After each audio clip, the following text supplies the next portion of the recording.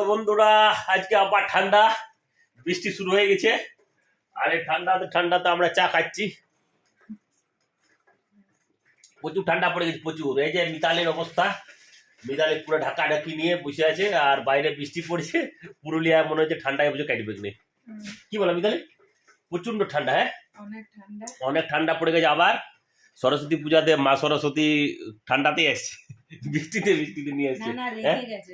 না না, হাঁসের পিঠে তো, হাঁসের পিঠে আসতে, রাজহাঁসের পিঠে আসতে গেলে জলের মধ্যে আসবে তো। আচ্ছা, সেই জন্য বৃষ্টিতে করছে না ছেলে মেয়েরা, ওই জন্য মা সরস্বতী পড়াশোনা করছে না।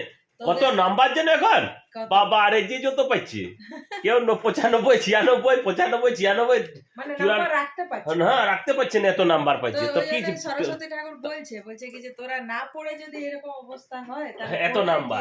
হ্যাঁ হ্যাঁ, পড়লে না না, পড়ার দরকার নেই তখন। পড়ার দরকার নেই। ঠিক আছে বন্ধুরা, না স্টাইল মারবে না পড়ে, ওই জন্যই ওয়েদারটাকে এরকম। না আজকে আমরা ঠান্ডা আর বৃষ্টি উপভোগ করছি।